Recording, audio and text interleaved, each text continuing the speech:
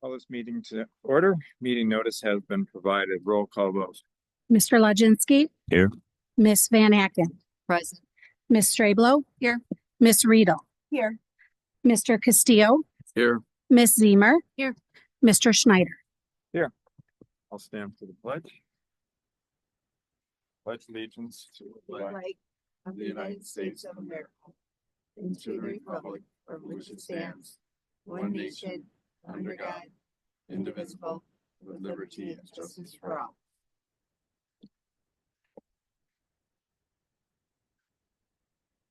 May I have a motion to approve the minutes, please? I'll make a motion to approve the March 4th, 2025 regular meeting minutes as presented. Second. Motion's been made and seconded. Any further discussion? Hearing none. All those in favor? Aye. Opposed?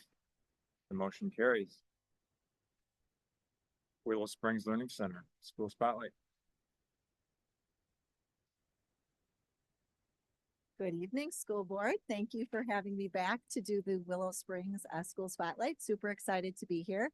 Today we are going to focus on the student library, which for the first time opened up this year. We've always had library books, but our students weren't able to check them out as we didn't really have a librarian or anyone to manage that. With the new LTL position, we have an instructional coach that manages that, and it's been really exciting to go through our entire collection and weed it out. We had some really great classics from 1940 and 1950 that weren't really relevant anymore. So we were able to get rid of a few books, and certainly we've been able to increase the type of book that our students enjoy. I'm going to start with a little story from when I was a kid. My mother made me go to the library 2 to 3 times a week. The Greendale Public Library was probably my favorite place. We walked, and at 2, I was able to get as many books as I could carry, which weirdly was about 20 to 30. My mom thought I was a little crazy, but I always loved a library. I still have a favorite book that I checked out all the time. It was called New Blue Shoes by Eve Rice. I have 2 copies, one that's very beat up, reminiscent of my childhood, and one very expensive copy that I buy. So I know that libraries can make a really big impact on kids. And as principal, I know that some of the kids at Willow have never been to a library until they visited ours. So it's super exciting to see their excitement on their face. And even though they only get to take home 1 book each week, it is a very exciting selection. I've never seen kids so excited and proudly walking down the hallway with their book. They will talk to you for hours about the book that they picked and why. And it's often because it's one of their favorite characters or something they're super interested in. So all of our classes visit the library once a week. It takes them about 10 seconds to pick out a book, but as a class, it takes like 10 minutes. So it's a great addition to our day. For those of you that don't know, when preschoolers visit libraries, it also helps to build stronger vocabulary and helps to develop a lot of their early literacy skills. So super important for all of our Willow friends. I also have a few fun facts, because what board meeting isn't enjoyable without fun facts? So fun fact number 1. The Willow Library is a hub for innovation and collaboration. We have an exciting sofa reading lounge, puzzles, games, and block exploration. We currently even have a marble race set up where they can build and design their own marble ramps, because libraries are more than just books. Fun fact number 2. Willow students and teachers, as well as people from other buildings, have requested our books. And so far, as of today, March 17th, we have checked out 11,978 books, which is pretty exciting because there's still time left in the school year to check out even more. Fun fact number 3. I want you to think, what would the most popular genres of books be at Willow? Give you all a moment. I will reveal the top 3 in 10 seconds. That's how much time you get to think. What are the most popular genres? All right, number 3, transportation. That includes all things that move, just like our 4K friends. They never stop moving. Genre number 2 that's the most popular is fun! Exclamation mark. We have really exciting books in our fun! Exclamation mark genre that include things like How to Party Like a Snail. If you're at high school, you too can check out this book through inter-district transfer. And our most popular genre, for those of you just dying to know, is number 1, dinosaurs. That includes both fiction and nonfiction. So if you are not caught up on your dinosaurs, you might want to do so before visiting Willow. And last but not least, I have a short video to show you, fresh from the Willow Library. You can see the pure excitement on our kids' faces. Thank you, Nicole Coughlin, for your assistance in movie making. And then I will have questions available afterwards if you'd like.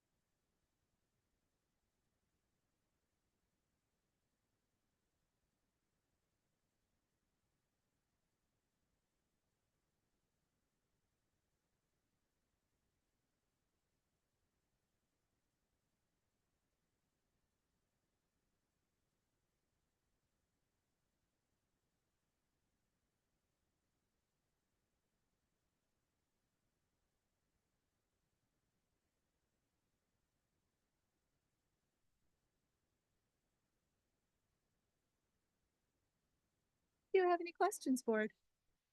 Thank you. Any questions from the board? I don't have a question, but I do have a comment. I remember last year when I came to visit you and you were talking about the library. So I'm so excited to see it come to fruition and hear about it. Thank you. Some of you may have noticed the beautiful blue and orange dots on our wall. Demco had them for $119.95 each to absorb sound. We made our own out of cardboard for free with spray paint. That was for Shelley. All right. Well, you're certainly welcome to come and visit. We have Willow Town in the background for those of you who haven't been to Willow in a while. It's our dramatic play town. So as part of our dramatic play, we also have a real functioning library now, not just one you can visit for fun with your friends, but one you can actually check out books for. So thank you, board, for supporting that. Yeah. And normally I stay for the fun board meetings, but I'm celebrating 24 years of blissful marriage this evening. So have a great night all. Congratulations. You too. Next up, citizen comments. Is there anyone in the audience that would like to make comments to the board?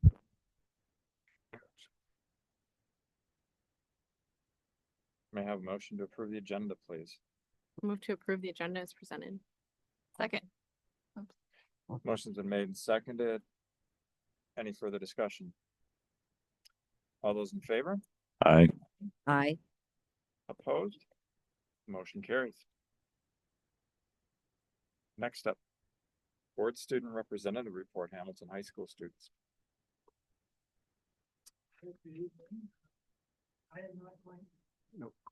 There we go. Good evening. I'm not going to say a whole lot tonight. I'm going to let our real stars of the show do the talking. So we've got 3 different groups represented. We've got 2 of our advisors here as well. So I'm going to have you guys come up all together, actually. So we have members from our DECA group, our host group, and our super mileage group. So if you guys can all come up right now. Advisors, you're welcome to come up as well.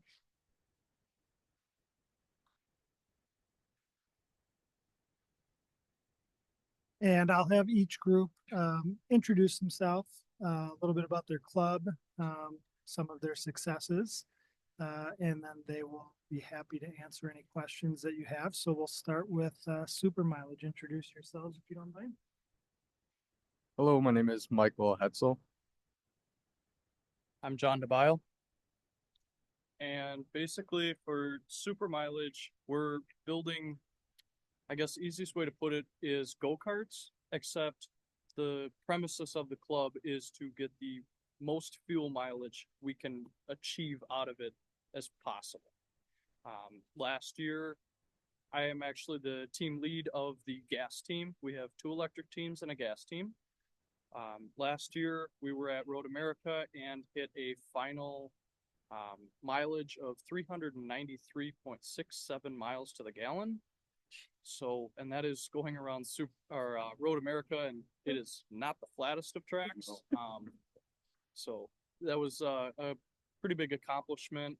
The students of the club, we have to design, fabricate, machine any parts that are needed, such as our body or our frame, our steering components, engine mounts, wheel mounts. We knew this year we're looking at implementing kind of a motor mounted electric throttle. So instead of us trying to pull on a cable and the cable stretching, not giving us what our throttle response that we used to have from previous years, this year we only got like 4 inches of cable, so it's really difficult to stretch steel cable 4 inches.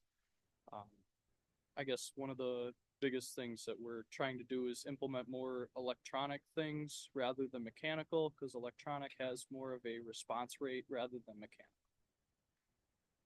Any questions? Questions from the board? I wish I had one. So is the electronic components are doing what you expect them to do? Or do you have more failure? Actually, we have more electronic pass than we do fail. Okay. Our electronic throttle is powered by like an RC car servo, which is what turns the wheels, and it's hasn't failed us yet. And then the electric team, they have their big hub motors, and they run it on 8 M18 batteries. So that's their Milwaukee batteries. We run 4 4-amp hour and 4 8-amp hour.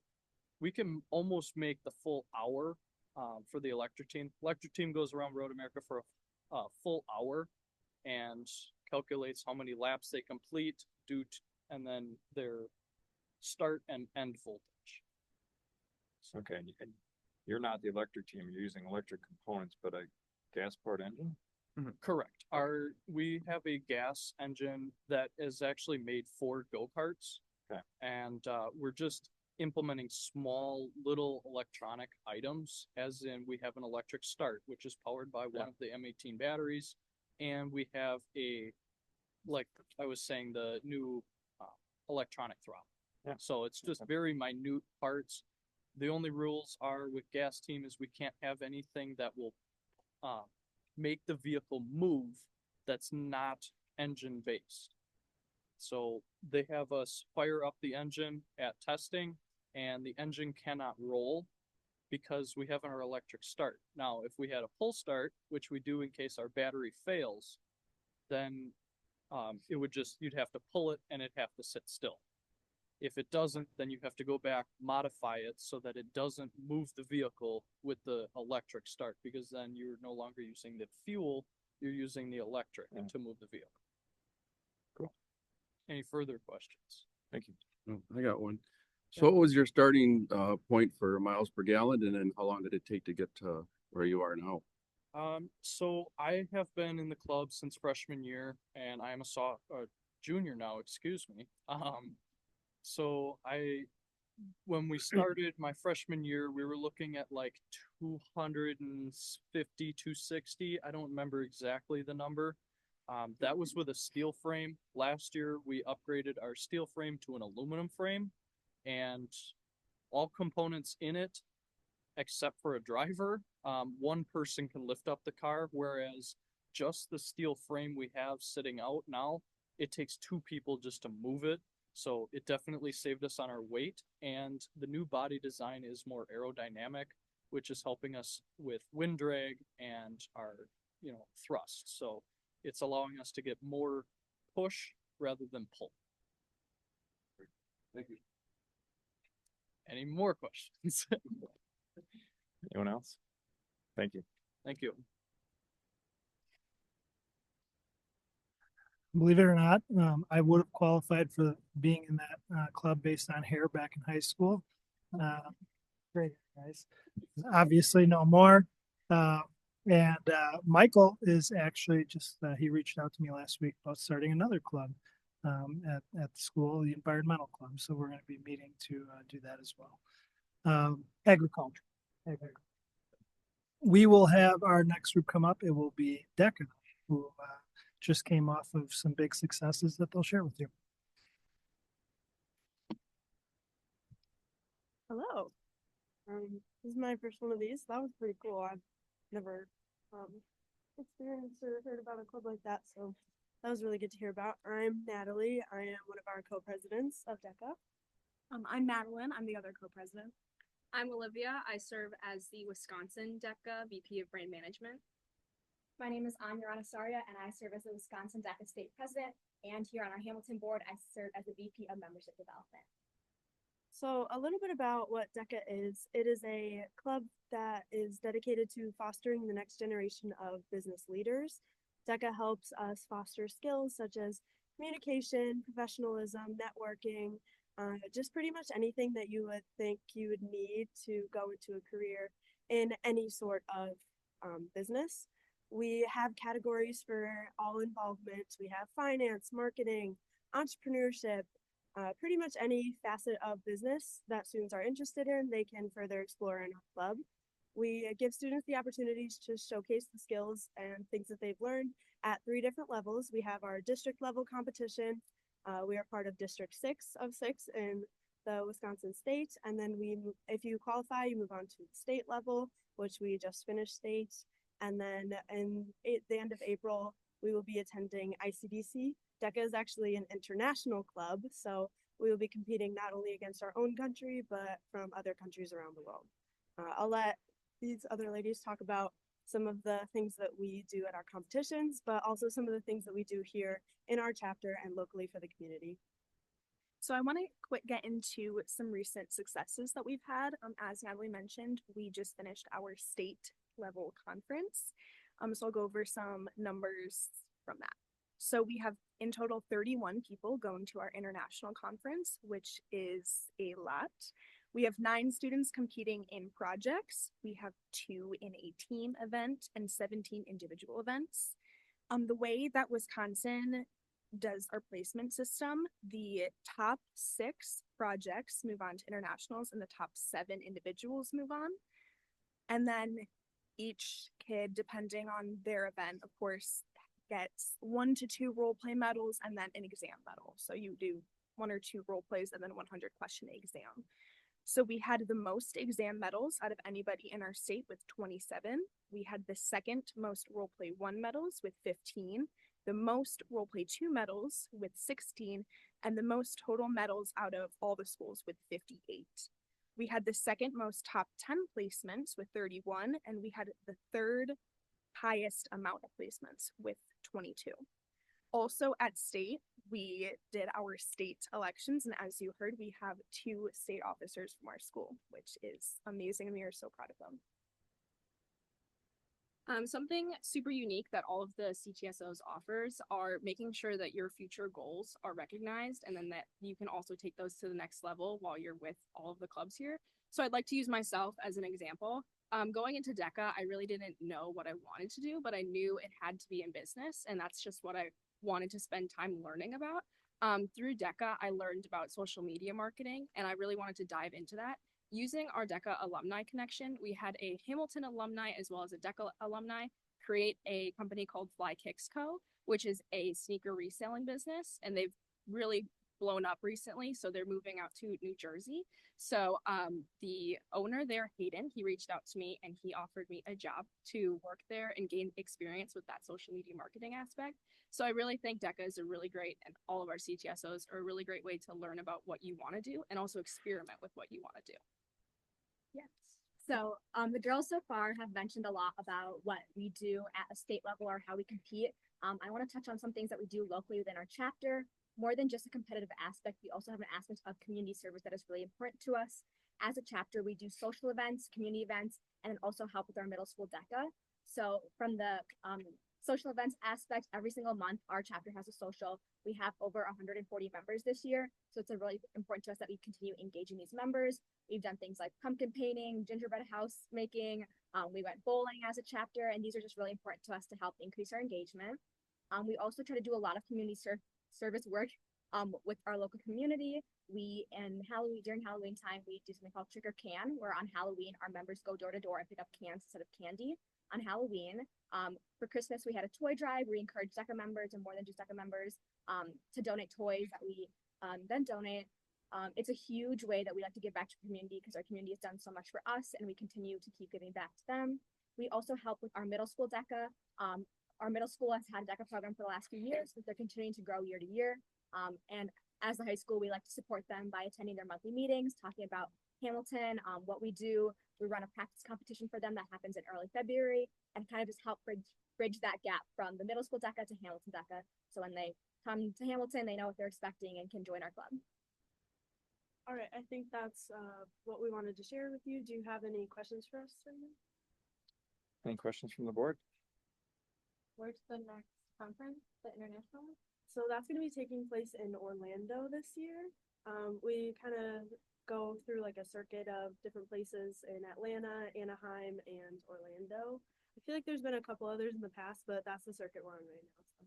And when? It will be at the end of April, so like the 23rd to 28th, that time. Thank you so much. So what is a CTSO? I might have missed that when you. CTSO stands for Career and Technical Student Organization. It is Okay. any organization that is considered to prepare a student for the workforce. More than just, obviously all clubs are super, super amazing and they do so much for our community, but career and technical organizations are meant to prepare students for the workforce and give them the skills that they need to succeed when they graduate high school. So you're a CTSO and the smart mileage or super mileage. Super mileage is also CTSO And HOSA. and HOSA, and I have to find out what your acronym stands for. Yeah, we're an acronym, but it doesn't actually stand for anything. It used Well, that's what I was going to ask as well. So do you have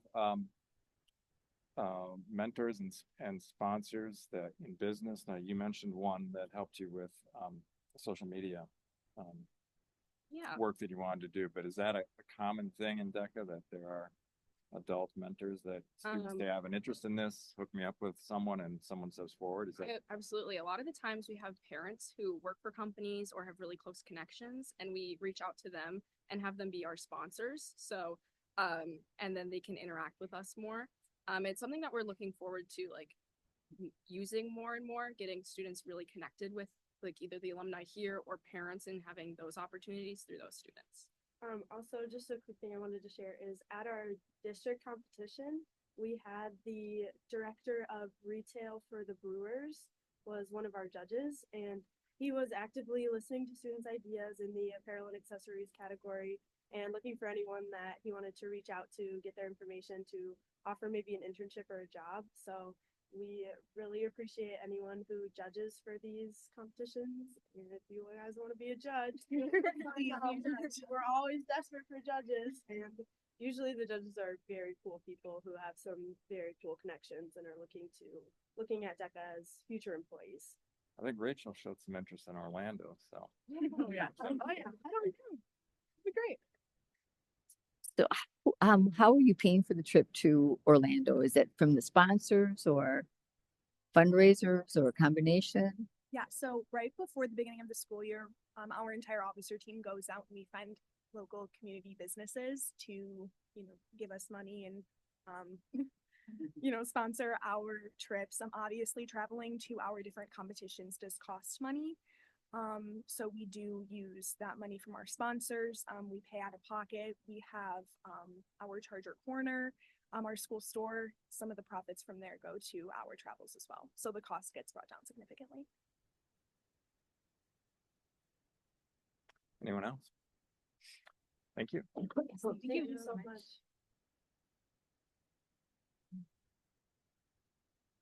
Okay, and our final group tonight is our HOSA group, and I'll have them tell you about their successes as well.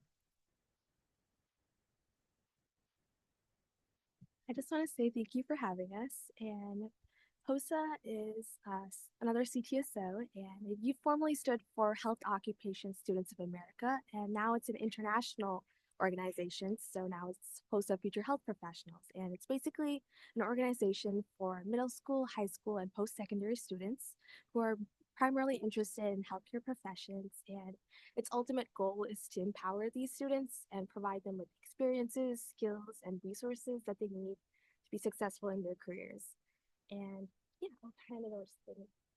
I'm Sydney. I'm our chapter school president, and I kind of wanted to take light to the success that our club has had this year.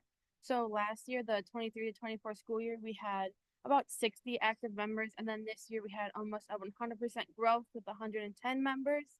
And we just finished regionals back in February, and we had about 53 members qualify for our state competition. That is going to be April 6th to 8th in the Wisconsin Dells at the Kalahari Resort. And then this year, me and Emmy had the pleasure of working with Templeton, and we were also able to grow that by almost 200, 300%. So we have 10 active members. And we had the pleasure of working with them, and we are also taking them to state with us. And it's just really glad. I'm really happy to see how they are already looking into their future, because I know me going into freshman year, I had absolutely no idea what I was doing. And it was great to see how they were already taking initiative and seeing what they want to do in the future. Yeah, definitely. HOSA and DECA are very much sister clubs. I like to compare HOSA as the healthcare DECA. We have very similar schedules, so to say, of the competitions and all that sort of stuff and all the opportunities that come from it. HOSA has definitely, like I said, I had no idea what I was doing freshman year, and I walked into Miss LeBlanc's room freshman year, and I was like, maybe this is exactly what I want to do. And so since then, I have been in HOSA all 4 years, and through it, I was able to find the youth apprenticeship with the help of Miss LeBlanc, and so I got my CNA license with the state of Wisconsin, and I became the first high schooler to ever be hired at the Frederick campus in Milwaukee. And so I take that with great pride, because I'm like, that's like crazy to be the first high schooler CNA out there. And through that, I've been able to work in ICUs. I've been in the ER. I've been on just the main hospital floor, and it's just really given light that this is exactly what I want to do in my future. And now I'm committed to college and a biochem major and a pre-med track, so I'm getting somewhere.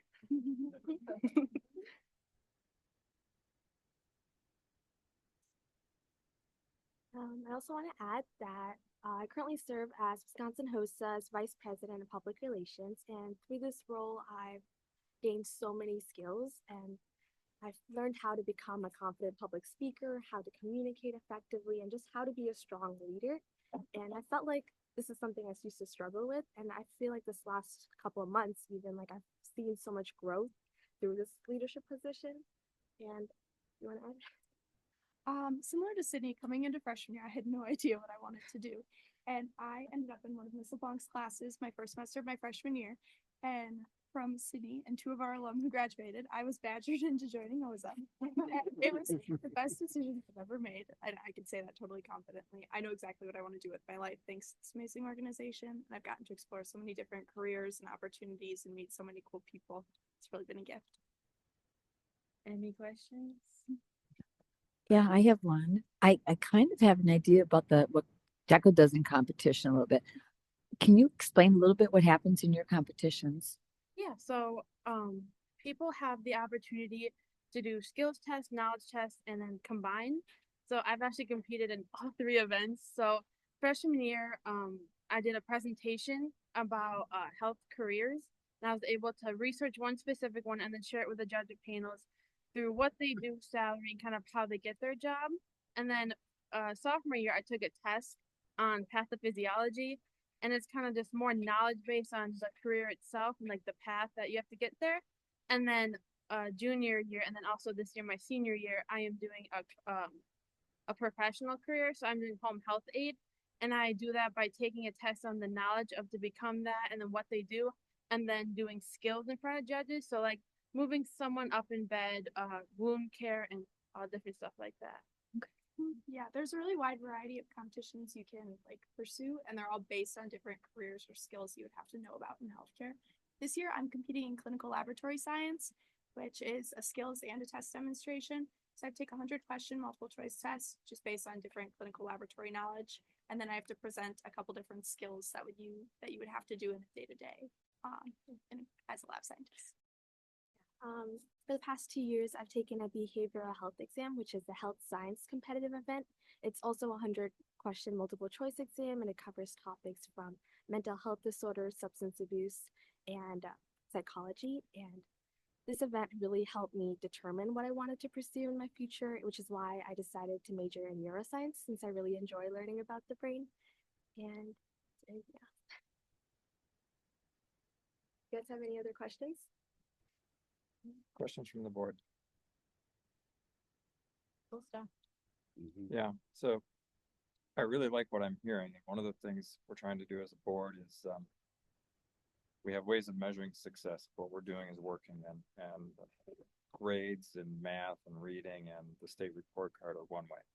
So we can see that you're learning how to read and write and do math, which is important to all your groups. But the other thing we're struggling with a little bit, but we talked about, I think we have some ideas, and I think you helped us here tonight, is that the other way to measure success, or another way, I guess a partner way you could say, is how much participation there's in groups like yours, and where you talk about what you want to do in the future and what kind of adult you want to become. And I think you've given us some indication of what that looks like. So thank you.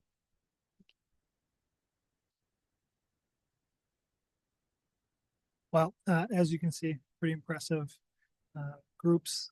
These are just a few of the groups that we have at the high school. But as incredible as the students are in their successes, it doesn't happen without a lot of planning. So big thank you to the advisors. A couple are here today, but Mr. Mamro is the advisor for Super Mileage. He wasn't able to make it tonight. DECA, we have Mrs. Fields, and then Mrs. LeBlanc for HOSA.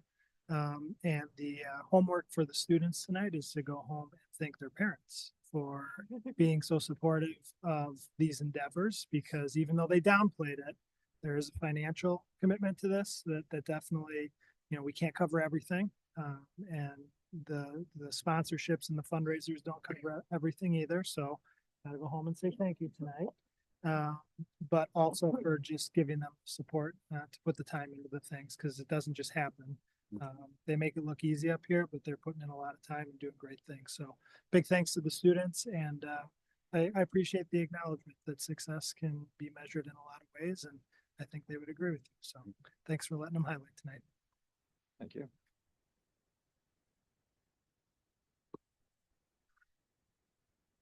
Next up, Dr. Milkey. Update on district events. Thanks to all the students for being here. That's super impressive. Just want to thank them and acknowledge everything they have. And also, students, you do not have to stay for the rest of the meeting. Feel free to go home. Would like to start off with our just recognizing some academic achievement. We had 5 Hamilton seniors named to the National Merit Finalists. I believe that means they're in the top 1% of PSAT takers. So tremendous accomplishment there. Optimist Club had their contest, and we had 2 high school students and actually 1 TMS student place in that competition. And then we just had hosted the musical festival here on March 8th, and we had 21 of events qualify for state music. And we do have all the students listed on the website that made that. So again, very successful for them. And DECA, you saw, was just here. Can let you know that they had success, and they explained it much better than I would have on it. Legislative updates. So not much has changed in the last 2 weeks since our last board meeting. I did want to let you know that on March 13th, 2 bills did pass the assembly. One of them was to change the assessment program and accountability report to revert back to what it was in 2020. So, or 2019, I believe. So I believe that looks like that's going to pass with it. And then the next one up wouldn't really have an impact on us, would be to prohibit the use of cell phones or wireless communication devices during instructional time. We currently have that handled at all levels. So it won't have a huge impact on us, I don't think, but that's something that's also out there. And then a couple other district updates. We did complete ACT testing on March 11th. And big thank you to technology department. You always hold your breath when those days go on, so you don't have any glitches, and they did a really good job with that. And we're going to hold our breath again this week because we have state forward testing starting tomorrow. So some high stakes tests for our kids, and we think we're in a really good spot for both of those. And then Summer Opportunities Program registration portal opened on March 10th, and we're going to be open through the end of April. And our program is beginning June 23rd and ends July 18th. Like I said, kind of a short report today because we were just here 2 weeks ago. But some other events coming up. Spring election for school board is April 1st. The high school synergy pop show, if you haven't had a chance to see that, well worth your time. That takes place. They do 2 shows, April 3rd and 4th. That's at 7 o'clock at the Fine Arts Center. Next Super Connected meeting is April 10th, and next Board of Education meeting is April 14th. I'd be happy to take any questions. Any questions from the board? Thank you.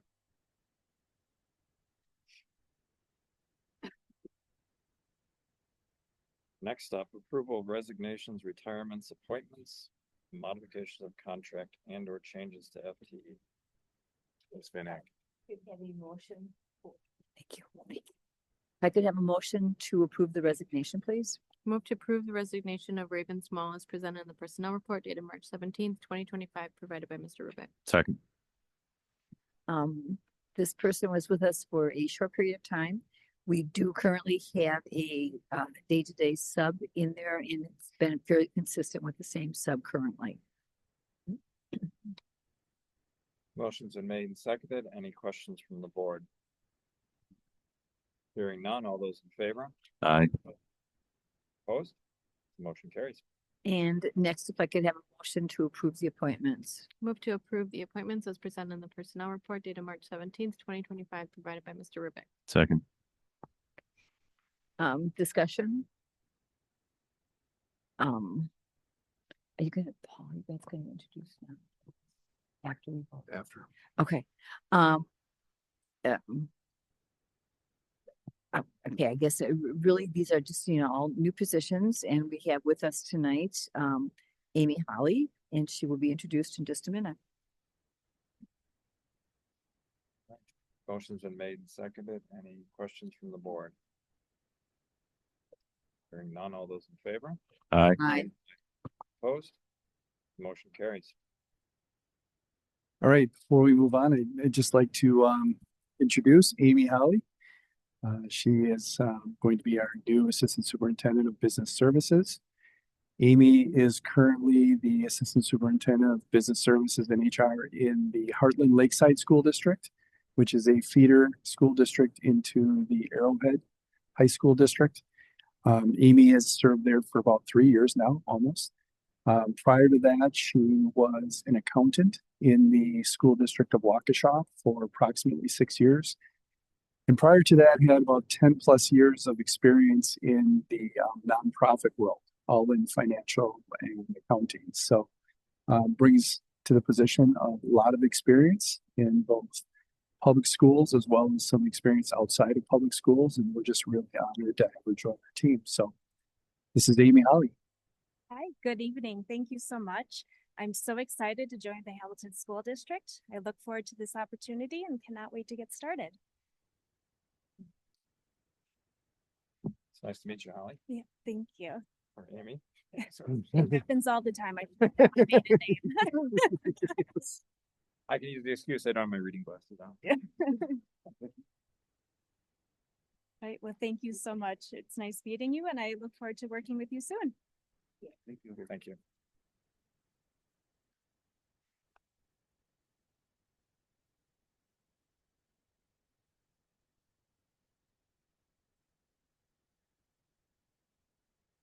Any more items, Dawn?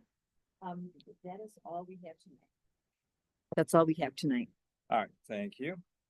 Next up, Mr. Castillo, Buildings and Grounds. Okay, first up, if we could get a motion to approve the bill payments. Yep, I'll make a motion to approve the bill payments in the amount of $8,488,219.57. Second. And Shelley was just gonna share the reasons for the, Highlights. the highlights of the Thing. increase for the month. This was obviously a rather big one that we don't normally see at almost 8.5 million, but half of that, 4.2 million, was our bond payment. So that was most of it from the previous borrowing from building SSI and a little bit from this current one. So that was a big chunk of it. And then another 1.25 million were actually from the referendum projects. So Lannon and the high school cafeteria projects are in full swing, and a lot of work is being completed right now. So we had completed 1.25 million of work in the last month. And then I just pointed out one other thing, the WCTC dual enrollment tuition for $48,000. That's not something you see every week or every month even, so that's a little bit bigger, but that is something we do annually.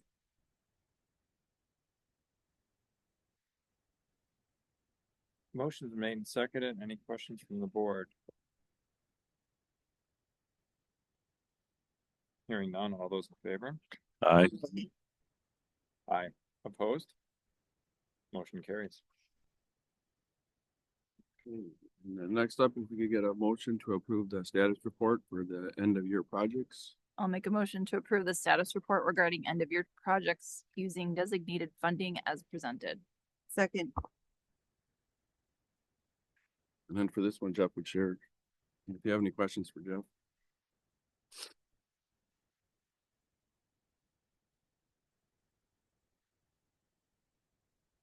Good evening.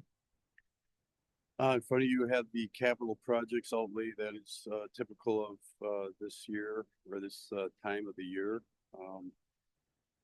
It's about $4 million projects that you can see. I think we would be happy to probably see about $1 million with that come to fruition. So you can see that every dollar that we spend on this list becomes critically important that we spend it wisely. So I can guarantee you that'll be done. There's some carpet projects, there's some fire alarm projects, some asphalt patching and repaving, some security cameras, and some security things that we're looking at doing. I'm not going to read through the whole list, but I would certainly be happy to entertain any questions or comments that you have.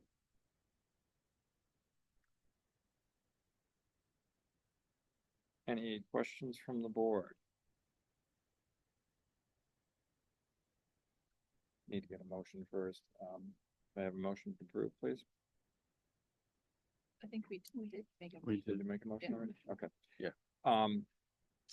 So my question is, you have a little over a little under 4.1 million, and you hope to do 1 million of these? That's what I would imagine. That's pretty typical. Okay. That's all I have. Any other questions?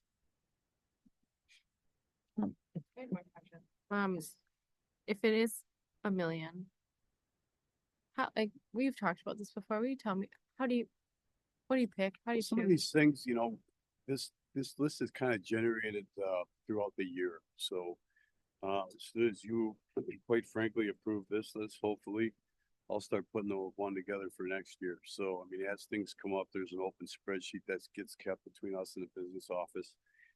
And some of these are recycled from last year. Some of these are recycled from 5 years ago. It's just that, you know, there's things that come up that are more important than some of the stuff might have been on here for 5 years. There's just other things that come up that are more important. One I can think of is ceiling tile in the wrestling room.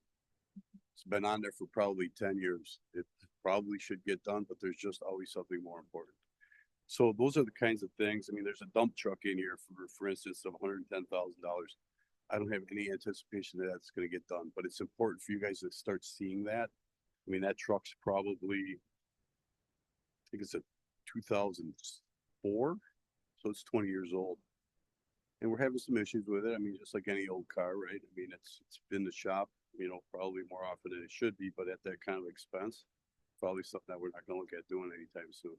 So that's kind of what we look at. I mean, obviously, you know, building safety is a number one. So those are the kinds of projects that will be taken on first. Obviously, your IT projects are very important also, and then you know, building envelope things and, you know, things that aren't going to cost you more money down the road if you don't do them immediately. So that's just kind of how we rate them.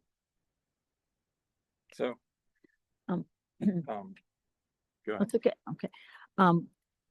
How does this 4 million? It just seems to me that it's higher than it has been most years in the past, or am I just not remembering? And we also, in my mind, have. Yeah, this was, usually we're, you know, 3.5 million, 3 million, 4 million, somewhere in there. So it might be a little bit higher. There's a couple big items in here. There's a couple of big asphalting items that are $100,000, and that tends to drive it. Yeah, I just felt also like there were more items over that 100,000 mark Yeah. this year. It seemed like a few more than normal. Yeah, I think that's accurate. Okay, so, okay, thank you. So I see the 4.099 number up there.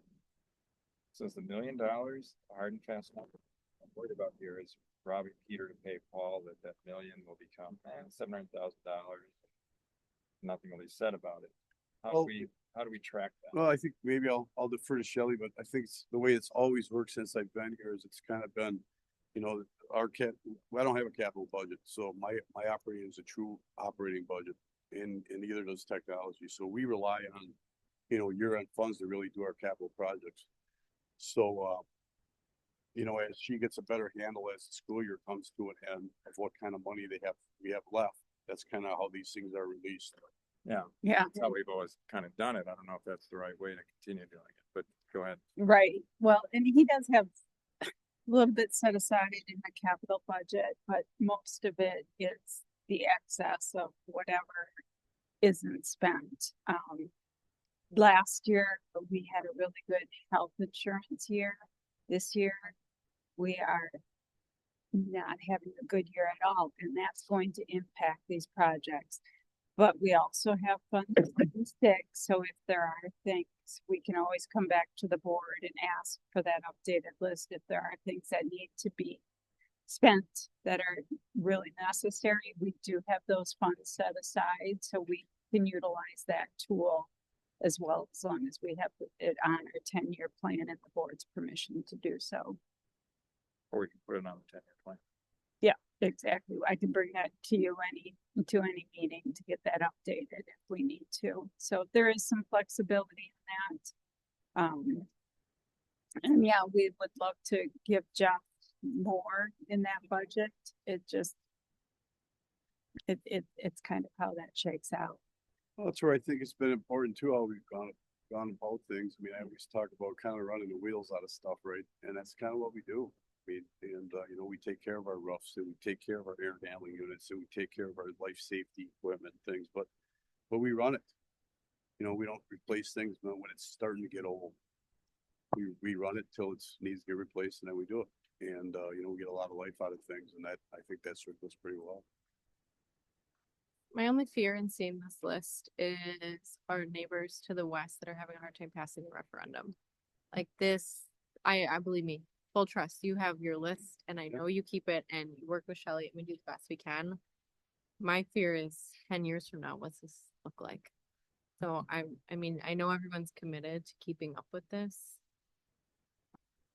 Yeah, I would say we don't look like our neighbors to the west. I live in that district. And Jeff does a great job with maintenance. We also have money set aside from the operating referendum as well as the capital to do a lot of projects that we're still able to maintain. Maintaining our buildings is very important to us, but Jeff does it in such a fiscally responsible way. And this is just, you know, an idea of how well he does manage it. He keeps them on the radar, but prioritizes and what's important. He's not going to let a leaky roof, you know, stay leaking. You know, he definitely prioritizes the things that need to. Aesthetics versus function. Prioritization list. Like if Jeff won the lottery tomorrow and moved to Mexico, do you guys have the prioritization list somewhere else, or is it? We will sit down and we will prioritize. Okay. There's a hidden column in there. Oh, okay. We haven't done that, but after the board approves it, we always sit down between him and Ryan, because Ryan's also on the list for a couple of things. And we sit he has an idea of when I start releasing money, he knows which ones he's going to start ticking off right away. Yeah. And sometimes that changes. Sometimes the priority shifts. So as a board, we want to be, we have an operational referendum vote coming up in October. So like starting tonight, certainly in April, and finally in July, we want to have a comprehensive picture of where we're at with projections 10 years out. So we can decide in July how much of that operational referendum we want to, authorize it. And we have the information to make that decision. So we've had some capital projects, are those running ahead or over budget, under budget? Do we have some savings there to look at? We should know by July what those projections are, maybe sooner. And we should know a little bit more about the state budget at that time too, but we'll certainly be able to make some projections, I think. And then look at that and make an informed decision about how much of that operational referendum to in fact, authorize. That's where we want to be going. Right, and that could give an opportunity to maybe get ahead of some of these or however you would choose to. Yeah, however far ahead we can get, the better. Correct. But I think that goes back to, as you accumulate savings, I'd really like all of those savings to come for board approval. Like if we are shifting dollars around, like Shelley's not gonna be here anymore. I just think that that's something really valuable, that every penny saved can come back to the board for approval to look at this. Yeah, no, all of those capital projects that were on that, the referendum, we've started doing some of those and those have all been tracked, down to the penny. So you'll know exactly how much we spent and, a good portion of them are coming quite a bit under actually. So there should be some savings there. Anyone else? I think the motion's been made and seconded quite some time ago. All those in favor? Aye. Opposed? Motion carries. Thank you. Thank you. Okay, that's all we have, Brian. Thank you, Mr. Costello. Next up, approval and update of first semester early college credit course requests for 2025-26. Mr. Bauer. All right. You can see the highlights up here. We have 21 applications that we received by the March 1st deadline. The way that these credits work is that the school district pays for 75% of that. State pays for a quarter. We can also have families pay a quarter of it. You bring our costs down a bit, which we do have them do.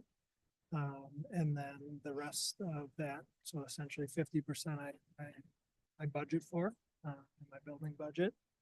And they are all courses that are above and beyond things that we offer here at the high school. So a little over half of those are students taking Calculus 3, near and dear to my heart, but I can't teach it for credit. So neither can any of our teachers here. We are getting close though to a point where we could consider offering it in-house for cost savings if we had a teacher who could get the accreditation to do it. They tend to make that difficult at the post-secondary level. It requires a master's in that particular subject area, which is not as desirable for teachers. So we might have to get lucky through hiring to find somebody who would be able to do that and have that accreditation. But yeah, there were no applications that were turned down in this group of 20. Questions? May I have a motion, please? Make a motion to approve the first semester early college credit course request for 2025-26 as presented. I'll second that. Motion's been made and seconded. Questions? I do have a question. I've seen many different universities on here, but not Oshkosh. Is that going to be like virtual or how are we doing this? They all kind of depend. With the post-COVID world, there are a lot of virtual options, but some of that is getting kind of pulled back. So it really depends on what the kids find, and it's a mix of virtual and different. You said the school pays 50%, the state 25%, and Parents 25, yeah. And parents 25. And is that the maximum parents can pay? That's a great question. We may have a board policy around that, or there might be a state policy around that, but I do not know the answer to that question. I don't know if anybody else. I think that's all by state statute, but we can double check for the board. Yeah, if you could, because I'd be inclined to ask parents to pay more. Okay. Anyone else? All right. Thank you. Oh, we have to. Well, I'm up again. Yeah. Motion's made and seconded. All those in favor? Aye. Aye. Opposed? The motion carries. I think you're up for the next one too. Approval and update of first semester start college and on courses. Yeah, so kind of a similar program in many ways, without the state funding piece of it, or the family piece of it. So we pay for this one. 27 applications received, and it's a kind of a mix of different things. The most popular list this year is CNA, which you had heard a student talk very highly about earlier. And then kind of a mix of other things. There were a couple of applications that did get turned down because they were courses that were comparable to what we offer here. So we do go through and vet these lists to make sure that we're not just approving anything. And the rest of the ones on there are things that we do not offer. So other than I believe it was 3 courses that were not approved, the remaining applications and some have multiple courses on them, so it's 27 individual applications, some with multiple courses, they were approved. So I would support this on my end. May I have a motion, please? I'll, Go ahead, Dawn. I'll make a motion to approve the first semester Start College Now course requests for 2025-26 as presented. Second. Motion's been made and seconded. Any questions? Hearing none. All those in favor? Aye. Aye. Aye. Opposed? The motion carries. Thank you. Yeah, and one last note for the board, just so you know, I know there's a lot of interest in keeping data and whatnot. We just met with our student services to start some long-term longitudinal data around what courses kids are taking, which ones are approved, not approved, cost, all that kind of stuff. So we're going to try to really keep tabs on that so that we can budget appropriately and maybe look at things, be more efficient. So just on a side note for both of those pieces. Thank you. Yep. Appreciate that.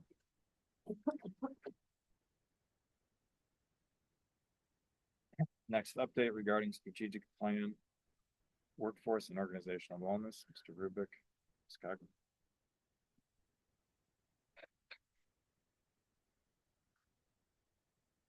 All right, good evening.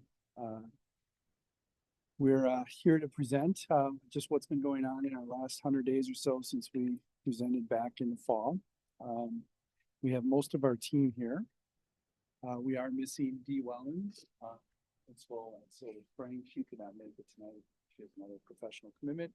But Kira, Nicole, and Melissa are here to present as well. We really serve as the district team to collect some of this data, distribute this data, and kind of keep us on track in that regard. We do not make all the decisions about employee retention and improvement and those types of things, but again, see our role primarily as a role that can collect some of the data and be able to make sure that that data gets into the proper hands so that we can make decisions. We have an overarching goal from our strategic plan and just trying to create an environment that would attract, develop, and retain highly effective personnel. We are not talking just teachers, we're talking about all personnel. So a lot of our discussions will take into consideration the feedback and perceptions and opinions of other employee groups as well. I know that some of the other groups that come before you talk a lot about teaching and learning or things that are impacting kind of coming right from the teaching world. While we have that, that's certainly our largest employee group. We also know that we have a lot of other voices in the organization that need to be heard as well. This past year, our priorities were similar to last year. We wanted to continue to collect the data and make sure that we communicate the progress as appropriate and share the metrics with staff. So you may hear us talk a little bit about it's been very important to us to make sure that the data that we share is transparent and that we can build the trust of our staff. Retention really isn't a program. It's how you treat people. It's how you treat them every single day. That's what retention is about. It's not a program.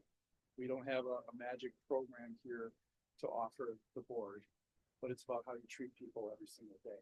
Part of that is making sure that you're transparent with the data and that, you know, you continually try to look for ways to share, the voices of those in the organization. We have tried to as well, just try to, develop some culture, that's built around some specifics, from building to building or throughout the district. We've been doing a lot of sharing as an administrative team in that area, and also looking to try to impact our employee total rewards, with the feedback we've received.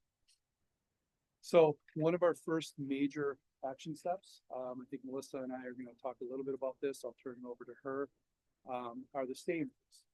We talked about that last year. We had a lot of success. We've had even more success this year. So, So you guys are familiar with the stay interviews. We started those last year. I was actually kind of reviewing some of the data and we have made progress. I can speak like specifically for Woodside, but like we went up 10 and we had 60 interviews were conducted this year. So we're really proud of that. We actually hit all 7 because I know we missed some employee groups last year. And that was something that we talked about. That was something that we were very intentional about this year. So we hit all 7 employee groups. We're excited about that. And all of our schools were represented in that. So just speaking from my experience, I know that this is something, it's just really fun to be a part of. It's great. Teachers, and actually I kind of took note. I was like, okay, who did I do? I only did 3 stay interviews last year and I did 5 this year. And I did a sampling from each group. So I was able to get like a couple teachers. I was able to get my admin assistant. I was able to get a coach. I wanted to do like a custodian too, just couldn't get them in before the deadline. But it's just nice because when you extend that invitation, they're very excited. And, you know, sometimes when you put out, especially as a principal or a supervisor, you put out that invitation, hey, you want to meet? They're like, about what? It's almost like when you're calling a kid to the office. But it's just, as soon as like they hear that they're, you know, now I want to hear like about all the great things, about the good things. And I want to hear about like, why are you staying here? And, being very strategic about picking those people because I want them to also feel comfortable to tell me like what's not going well, like what can we do better, what can I do better. So it's a learning experience for me as well, just to know not only about what we can do better as a district, but what can I do better as a principal in this building to help you, and why do you do these things. So it's a really great experience. I love doing them, and I think on the other side the staff like it as well because their voice is heard and we take that information to improve different things. So some of the themes and some of the responses that we had, these are like the top 5 reasons people had told us from all of the state interviews that we collected, is really the biggest thing is the supporting and trusting work environment, which is that I think that we're very proud of, that we're working, that John was talking about, just making sure that staff is like, they're seen, that we're supporting them, that they're here, that they have a voice. Something that we hear over and over and over again in our staff satisfaction survey, in our state interviews, is really the positive relationships that they have with their colleagues. They love their teammates. They love their team members. They're family. It's kind of like family away from home. They spend so much time there that should be people that they love, but also with students and families. They love our families. They love working with our families. I think that that's really important too, that sticks out. Strong benefits and job stability is something else that is a theme that we're seeing. The benefits package is something, being in other districts, knowing other things. And I try to explain that to the staff that I have that have always been here in Hamilton, have always known Hamilton. Like, you guys didn't like this everywhere else. This is a really amazing thing. So it's good that it shows up in here. Also, the work-life balance and the schedule, the flexibility that supervisors are giving them with their. Today, I just had a teacher come to me at the end of the day, like, well, I might be a little late tomorrow because, their child just got tubes. And yep, I get it. We'll figure it out. We'll take care of it. So that showing up, which is nice in the schedule, but also that sense of purpose and a pride in their work. Like, they have a reason for being. They know what their why is. They enjoy what they do, and they want to keep doing it. So those are all really positive. Just one comment before Nicole takes over for this part. Just want to go back to that. Oops.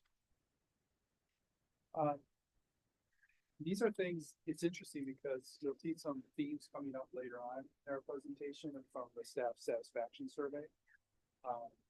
And you'll probably see some similarities, and you might see a couple differences. And we're looking at that. Why would some staff who are perceived as being your top achievers have certain themes, maybe, and then the wider group in general might have slightly different themes. And I think you'll see some similarities too. But our goal is to really take this feedback and try to make it part of our decision making. I know the board has responsibilities for like benefit packages and things like that. So I think it's important for you to hear these things, but it's important for us administrators or those of us who are supervisory positions to also know what these things really mean on an individual basis. And I think that's what Melissa and the other principals and other supervisors have found really helpful, is because they get to know their staff much more intimately. And so I think themes are important, but I think the impact is in having these individual conversations. It helps you realize what impact your decisions are making. And I think we have a lot of responsibility with that to take into consideration. So, oops, sorry, there you go. All right, I'm going to talk to you a little bit about the staff satisfaction survey, which is our next action step. This was completed in December. You all received access to complete results many months ago, so this isn't new, but it's just a recap. Initial results were compiled and then shared with staff right before break, so it was a pretty quick turnaround. They got to see exactly what the results were before we took that winter break. 2024 data was compared to data from last year and then provided to each building principals, which they then shared with their own building staff. So talked a little bit about individual action plans, including opportunities for improvement. Those are building specific, so each principal had a different vision, but the principals are also sharing at administrative meetings. We are talking a lot about HEART, how these action plans will look and specific successes for their buildings, points that they're focusing on. So really have shared those out, and then those action steps are taking place in each building. And the comment themes, which John talked a little bit about, those were shared with staff today. So they originally got the event full results at the end of December. And then here's the next step. Here's what we've been doing just to constantly touch base and keep in contact. Like we said, that was really important to build that trust and see that over time. So just a little recap of the survey itself, 20 questions in the areas of pay and benefits, engagement, communication, sense of belonging, relationships, job enablement, and autonomy. And these are questions, just as a refresher for all of you, that we created together as a WOW committee. Lot of thought went into this, and there at the bottom is a big success for us. So the first year was last year. We had 60% participation rate. And I remember standing up here talking about, we want to get it up higher, 73%, which we were really pleased with for the first year. And then you can see year two, we jumped to a 77% participation rate. So that was really big. Only 3% higher in favorability, but still we're gaining. And as John mentioned earlier, those two bottom lines are really big to all of us up here, because this whole process is about gaining trust and respecting the honest feedback. And so we feel like that is confirming that process is happening. This is a slide that we showed you March of last year. So on the left there, the top 5 highest favorability scores from the 5 questions. And then on the left are the highest, and on the right are the lowest. And that is how they looked in March of last March. So we thought we'd compare them to this year. Those 5 on the left are still the 5 highest. You can see all the green is where we went up in that. So those are all still the highest rated questions of the 20 survey questions, and they're all even higher than they were last year. On the right are the lowest, and the 2 red spots. So my pay is fair for the role I'm currently in dropped from 47 to 44%. And my total compensation, including benefits, is fair compared to market rate. That drops slightly from 59 to 58%. But overall, everything else is trending. They still feel that way, and they feel more strongly. So that's how we're kind of looking at the scores year to year. John talked about the comments. Those also went up. Last year, we had 773 open-ended comments at the end of it, and this year we had over 1,100. So again, that is telling us that people are trusting in the process and know that we are doing things with this. They're seeing results of that. And these are some of the themes that we saw among those comments. Melissa talked about this as well. Keep surfacing those strong relationships among building teams and feelings of intense pride. There is a lot of feelings of being overwhelmed due to increasing demands and limited prep time. We saw that theme emerge quite a bit. Strong communication from leaders is valued, very important to our staff. Concerns over compensation not keeping pace with the cost of living, that came up a lot in comments as a concern. And then, as Melissa mentioned, very strong feelings about our benefit packages. So a lot of people talked about those two. But again, the increase in comments, yet again, just justified what we're doing, so we felt good about that. Can I add that I felt like professional development came up as a pretty strong theme. You may have narrowed it just to 5, but I would almost echo those, but add E as an opportunity. That it wasn't super applicable. Wasn't. That's her. That was the That was a complaint about that wasn't applicable. right. It needs to be more specialized and maybe like split in teams by category level. Yeah, I think they were referencing that they wanted more choice in some of those things. So years ago, they used to kind of like self-select some of those items. I think the challenge we've had the last couple of years is that when you're doing a new math curriculum or a like reading comes and we have to, because of Act 20, also, and a lot of the choice gets eliminated because of circumstance. Sure.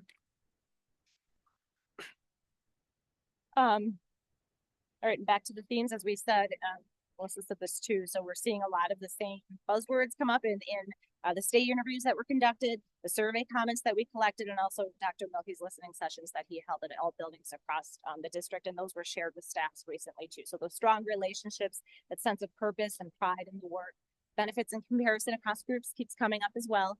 And maintaining that work-life balance and the ability to do so. Again, those are themes that emerged in all 3 of these ways that we collected data. So that again is reassuring that we're hearing those voices and seeing some commonalities.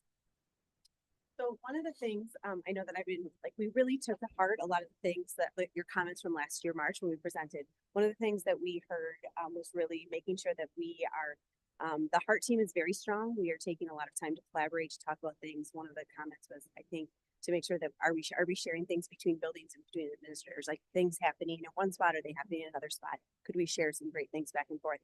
And we really took a lot of time to do that. And just looking at, we're continuing to learn from each other in lots of different ways.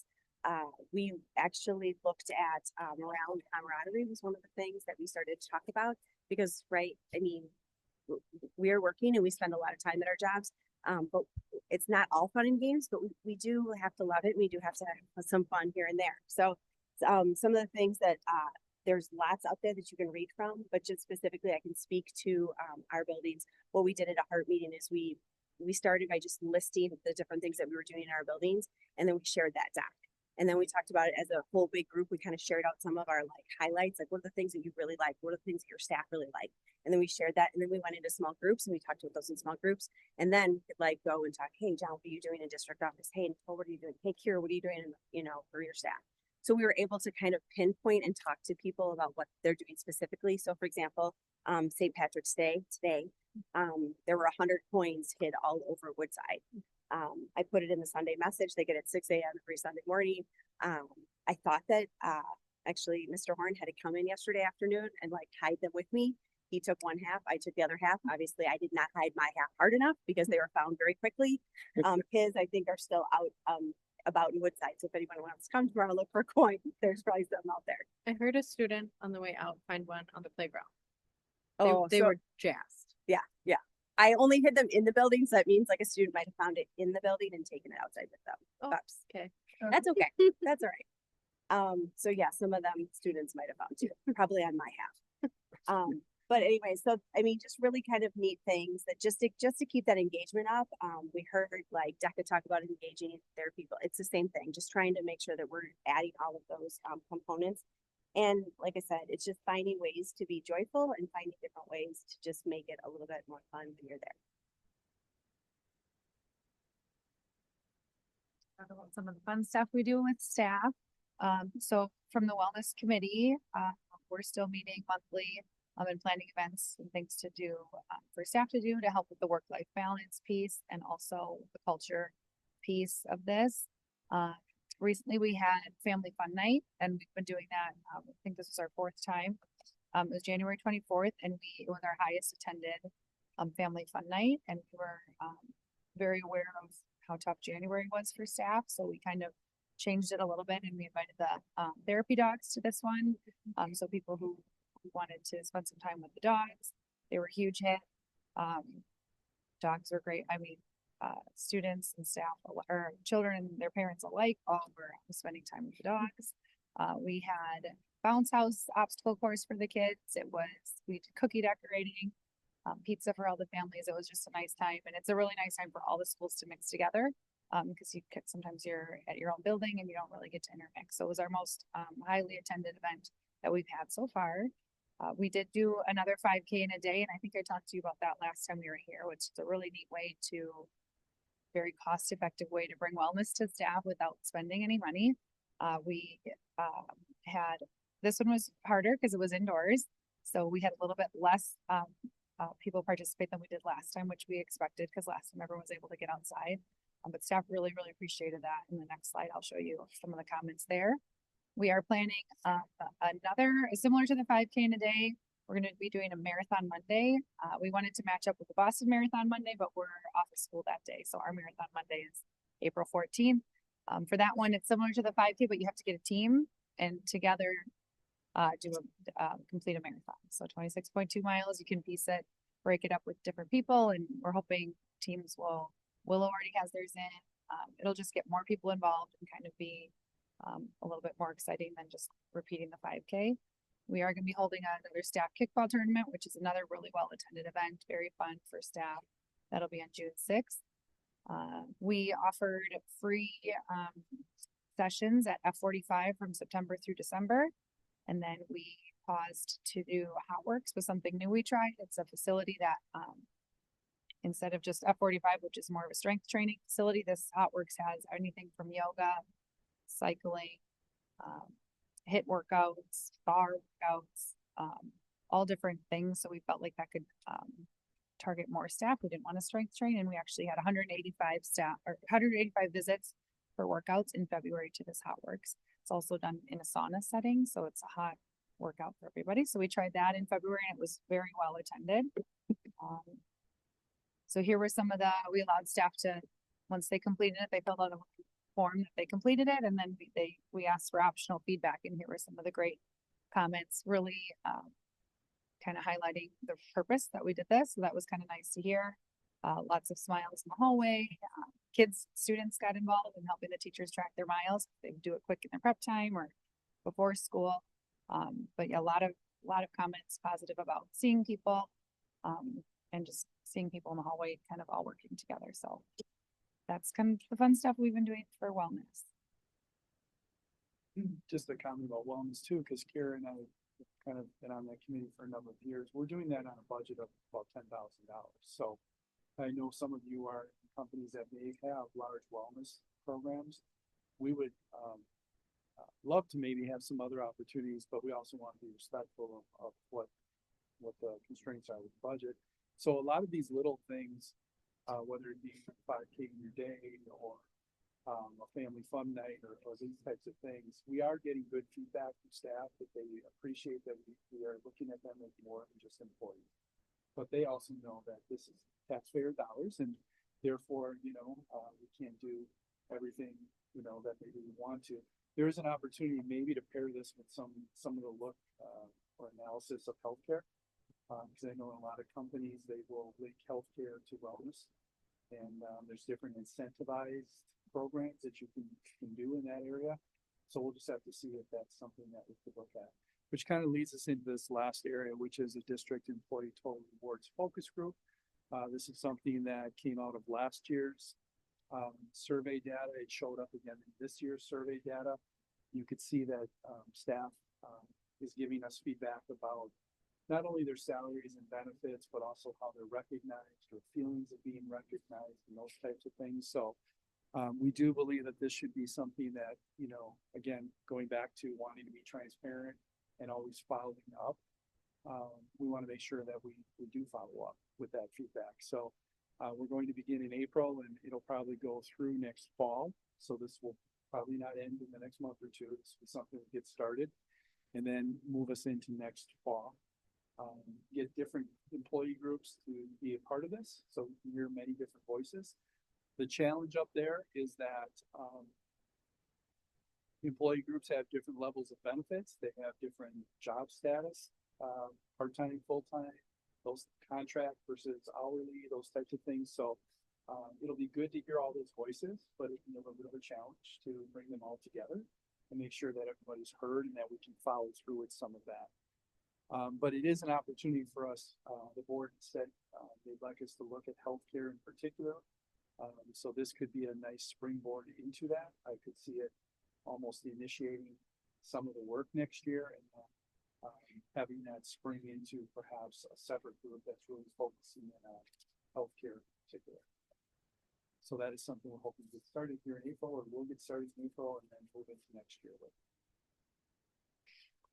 Some of the metrics that the board has asked us to look at, we actually made some nice progress in a couple areas, I think, that we're still waiting until the end of this year before we can update some of the other metrics, but retention rates, longevity rates, those are really kind of tied together. So you can see our retention rate. We won't have this year's retention rate until we get into next year's school year, but there was a slight increase from the baseline year of 22-23. Going down in the staff satisfaction survey that Nicole talked about, we have a goal of about 80% participation. We're almost there. We got 77% this year. So we need to keep pushing a little bit so all voices are heard. 92% favorability rate we do was very aggressive, very much a push. But you can see we made a little progress this year, and not sure in 2 years if we'll get to that 92, but hopefully we just see a progression of favorability rate increasing. Stay and exit interviews, we've already met our goal of 60 stay interviews. Hopefully we can maintain that and increase that, so that's great. Exit interviews, and we've already, at least last year, we already met a 50% participation rate on that. So again, hopefully we can continue that. And then we're also tracking application rates for 2 particular groups, teachers and educational support. Those are not really extremely high numbers, and I think a district like ours, we want to have certainly way more than what our goal is, but knowing where we've come through COVID, we were seeing pretty low rates. So I'd like to get those up in the next couple of years. We'll try to aggressively recruit for some of those positions going forward. And then absenteeism. Last 2 years at least, we've actually been meeting our goal of less than 6 days used for each of those employee groups. Hopefully we can maintain that. That's a bit of a challenge because things do come up, like babies being born and family things that happen, right? But our goal over the entire district in those 2 groups, you've got probably 450 employees in just those 2 groups. So we think we should be able to hopefully maintain our goal of less than 6 days. Any questions we can answer for you tonight? Well, anything we Questions from the board? Not so much questions, but I think just overall, I mean, this was great to hear. Just first of all, thanks for just even being on the committee. It's extra things that you have to now do, right? But I think that you're all doing a really great job. Great ideas. I'm actually going to steal some of them probably for my work, which is some of the activities for bonding. But I think too, then also just really great results all around. Thanks even for putting in that nice chart so that we can see what the goal is and how you've progressed towards that on each of those pieces. I think you should be really proud. I mean, really across the board, it went up. I think we're always going to have that tough thing with pay. I mean, there's days that I say that I'm not paid enough. So like it's, that is always going to be a hard one, a challenge to get through. But I think everything else you're doing and the whole package is really what counts, and people are recognizing that from some of the comments that were shared. And finally you're creating some happy people, and happy people create great student outcomes, which is why we're here. So thank you. Anyone else? I would echo what Katie said on the chart you guys made, the green red chart. Like those reds should be low. I would be shocked if So I don't get paid enough change. Like that's not just a teaching piece. But I think that you guys all can keep in mind that against your favorability rate. I think a 92% is good in a good economy. I just I think I pushed last year. 92 is a big expectation. I love that you went for it, but I think you have to keep in mind that until this economy flips, like it's probably not going to be there. And I think we have to. I know you all care so much, so I just want to say it out loud. Like I think that's okay. I don't think the board is making any judgments. You self-imposed the goal. That's on you. But excellent work. This is really great stuff. It really is good stuff. Yeah, I think the report was very thorough, very comprehensive, and I can see all the guys lined up when you're talking about different parts of it. So I think we have the right people doing this because you all have an enthusiasm for it. And yeah, it's great. Thank you for all the information and thank you for trying to help the workplace be better.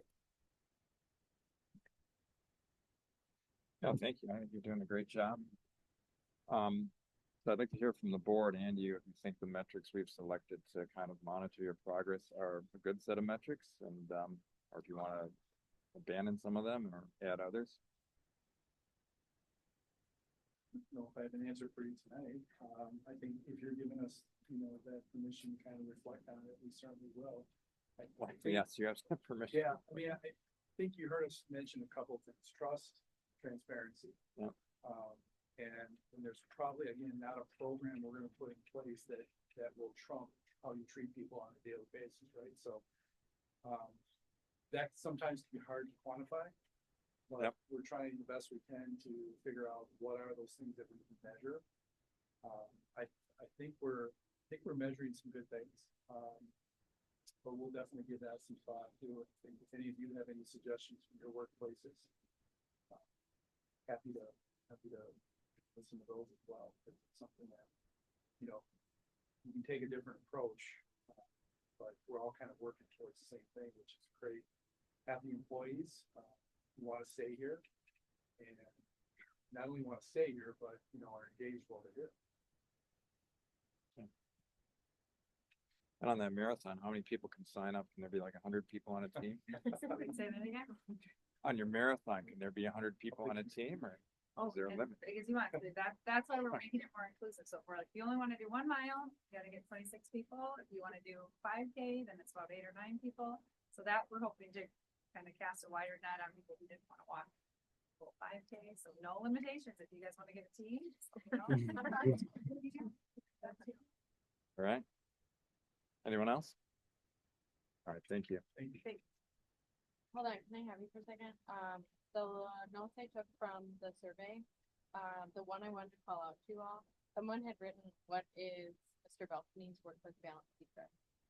And I don't know what it is, I don't know what it meant, but like a nugget to dig on in the next time you see him. FYI.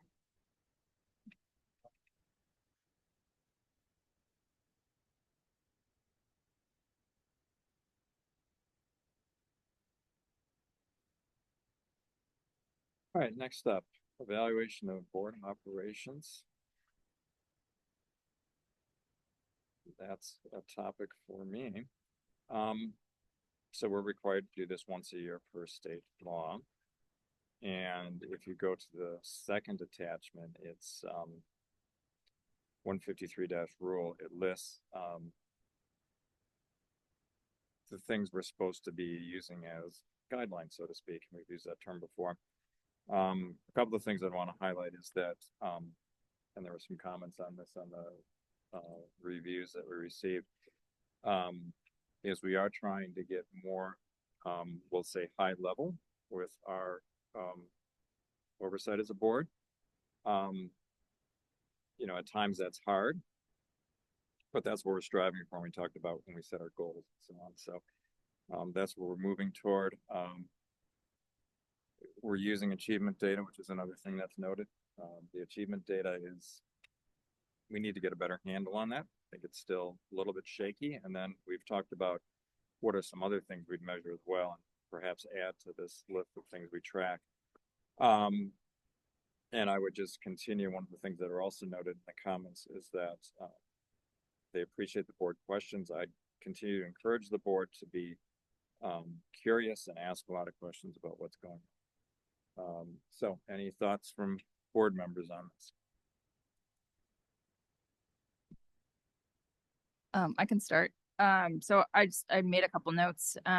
You know, I think I learned from each of you too when you asked some of the questions, and I was like, oh, I haven't thought about it that way, and didn't come up with that question myself. I did read that book, Brian, that you gave to each of us. Great on their behalf. I finished it. May have finished it just last night, but I did finish it. So any feedback you have? You don't have to agree with any of it or something? No, I really did enjoy the book more than I thought I was going to. I mean, I begrudgingly started it, to be honest with you. So, but I read it, and I did really learn a lot of things from it. And I do think that some of the things that you have been pushing for, I understand a little bit more now. And I think that makes a lot of sense. I do think, and we've heard it even just from the staff survey, strong communication about what those priorities are so that people feel less overwhelmed. I think we're definitely making our way towards that. So, you know, the dashboard that we had to monitor the results that shows up on the status report that we can easily get to, I think that's definitely helping. I think we're being more mindful just in general, defining goals and guardrails and all the discussion. So I think that's helping. You know, the chart that Mr. Rubik had put up even about the WOW committee, like that's helping. You know, I remember those numbers a little bit more now each time. Even just our agendas for each of the meetings. There was a section on the agenda diet in that book. And so I think that that's been helpful to just really focus our meetings to make sure that we are focused on student outcomes. And I think my only concern is there have been some conversations and topics that have been brought up. And I just want to make sure that we are not I put it adult inputs versus student outcomes, that we're still focused on that student outcome. And I know that we are representing the community, and there's some loud community members that maybe not are always thinking about student outcomes, but maybe just, I'm going to say like a political agenda or something else that's maybe happened that they may have been out of touch because they don't have kids in the district anymore, things like that. And I just want to make sure that we are still so focused on that, still student outcomes, whatever those conversations are. Yeah. Thank you. Yep. Stacy, you're next. Unless you want me to go to the other side and bounce back and forth, but all right. Very good. Tom. I don't know that I have a whole lot to expand on this particular. I did get a chance to read through these before the meeting today as well too, and I do think that it's substantially similar to what I saw last year as well. But I would say that I think that as a board we are continuing to mature and grow in terms of trying to. I don't question that the people on the board, obviously any of us have the best interest of the students and the staff in mind.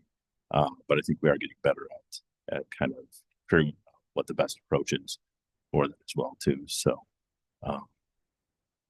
yeah, I think as long as we continue to have those discussions, I think there have been a number of times we've had debates. Obviously the board members don't always agree, but I think that's healthy.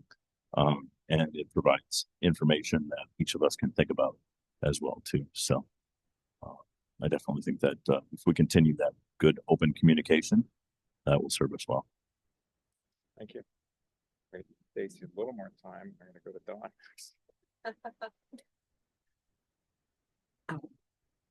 I want to just say that, Katie, you're ahead of me. I'm only about halfway through the book, but I think that book has been very interesting.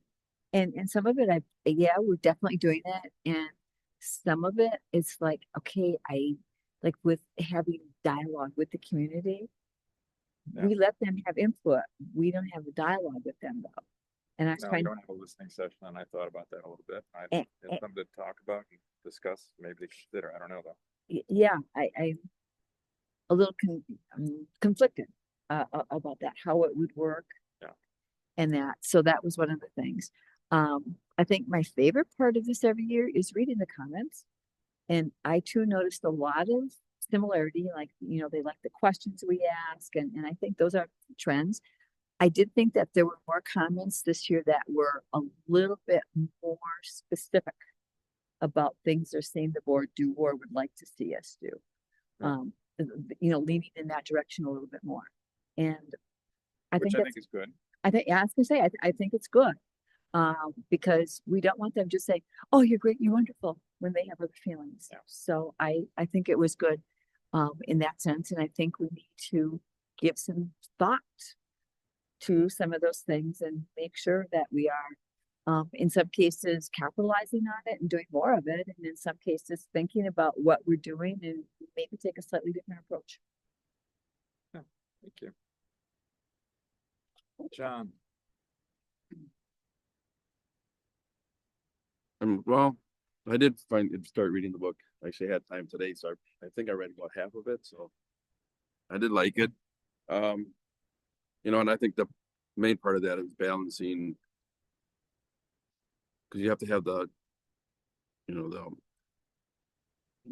how do you say, the student outcome, but you also have to have the factors, you know, that lead to getting those outcomes. So balancing how you do that, I think, is one of the main goals and how we're going to approach.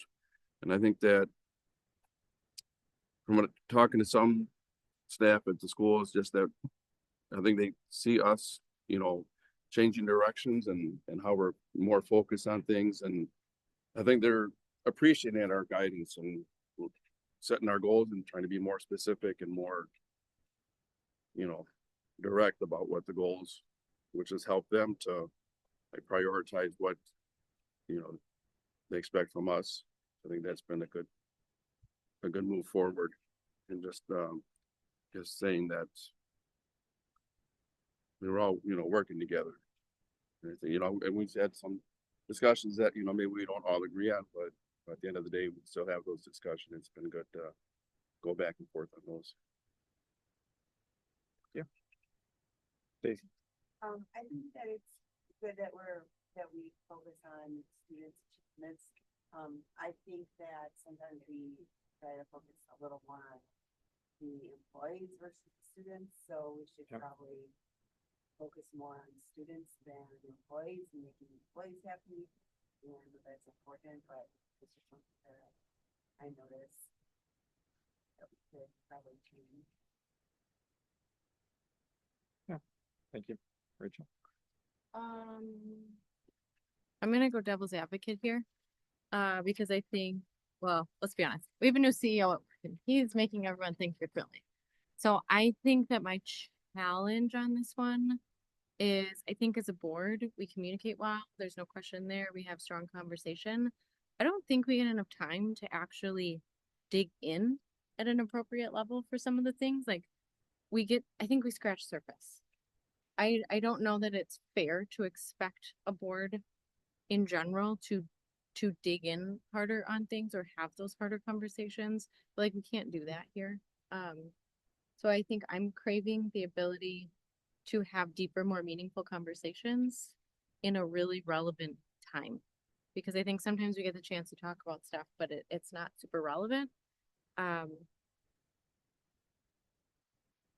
So yeah, so I think my push is that, like, less rosy glasses. We are wonderful, and I think that is really hard sometimes, because as a high performing district, sometimes I think we get to just say, well, it's working, so let's keep going. So I think my challenge for the next year would be to say, what are the hardest things we have to talk about? And let's talk about them more on a really real level, whether that be in study sessions.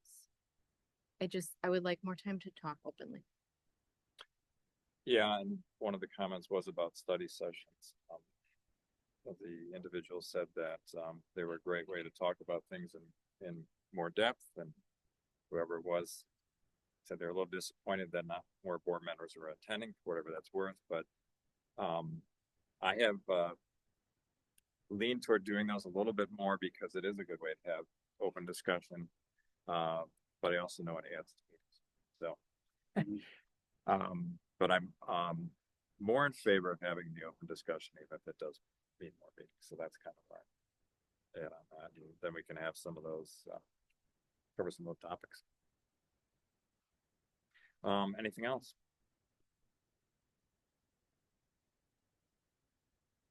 May I have a motion to adjourn open meeting and move to closed session? I'll make a motion to adjourn open meeting and move to closed session pursuant to, should I read all the? Yeah, okay. Yes. Okay. And move to closed session pursuant to Wisconsin State Statutes 19.85 parentheses 1C and E for the purpose of discussing United Lakewood Educators Hamilton compensation and negotiation strategy. And Wisconsin Statutes 19.85 parentheses 1C for the purpose of discussing evaluation and compensation for confidential support staff, administration assistants, custodians, educational support staff, food service personnel, administrators, and the superintendent. Second. Motions are made and seconded, roll call vote. Mr. Lazinski, Aye. Miss Van Aken, Yes. Miss Strablo, Yes. Miss Riedel, Aye. Mr. Castillo, Yes. Miss Zimmer, Mr. Schneider. Yes, we are now adjourned from open session and entering closed session. 2 minutes, 3 minutes. 3 minutes break.